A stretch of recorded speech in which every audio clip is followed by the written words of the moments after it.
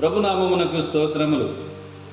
క్రీస్తునందు ప్రియమైన దేవుని బిడ్డలారా, మరొకసారి మనమంతా ఈ రీతిగా కలుసుకోవడానికి ప్రభు మనకు సహాయం చేశారు. అందును బట్టి ఆ దేవాది దేవునికి స్తోత్రాలు చెబుతూ ఒక వాక్య భాగాన్ని మనం ధ్యానం చేద్దాం. బైబిల్ గ్రంథంలో తిమోతికి రాసిన మొదటి పత్రికలో మొదటి అధ్యాయము 12-13 వచనాలు. పూర్వము దూషకుడను హింసకుడను హానికరుడనైన నన్ను తన పరిచర్యకు నియమించి నమ్మకమైన వానిగా ఎంచినందుకు నన్ను బలపరిచిన మన ప్రభువైన క్రీస్తు యేసునకు కృతజ్ఞనై ఉన్నాను. దేవుని బిడ్డలారా, పౌలు గారు తిమోతికి చెప్తూ ఒక సాక్ష్యాన్ని, పూర్వము నేను మంచోన్ని కాదు మన భాషలో, అయితే అలాంటి వాడనైన నన్ను ఆ దేవాది దేవుడు తనకు నమ్మకంగా నేను జీవిస్తానని, నమ్మకంగా దేవుని సేవ చేస్తానని నన్ను పిలుచుకున్నాడు ఆయన అని చెప్తున్నాడు.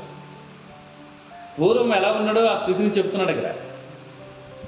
కనుక మనము ప్రభుని నమ్ముకున్న తర్వాత మరలా ఆ పాత దానికి వెళ్ళకూడదు. ప్రభుని నమ్ముకున్న తర్వాత ప్రభు బిడ్డలుగానే జీవించాలి. అక్కడ అంటున్నాడు, నమ్మకమైన వానిగా ఎంచినాడు నమ్మి అని. మరి దేవునికి నువ్వు నమ్మకంగా జీవిస్తున్నావా? ఈ లోకంలో నీ నమ్మకత్వాన్ని దేవుడు చూస్తున్నాడు.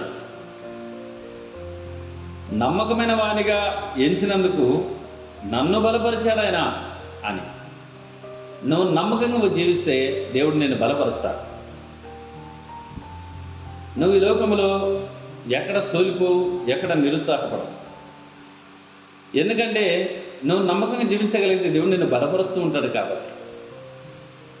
కనుక దేవుడు నిన్ను బలపరిచినప్పుడు బలమైన కార్యాలు నువ్వు చేస్తావు. అటు కృప దేవుడు మనకు సహాయం చేయనుగాక. ఆమేన్.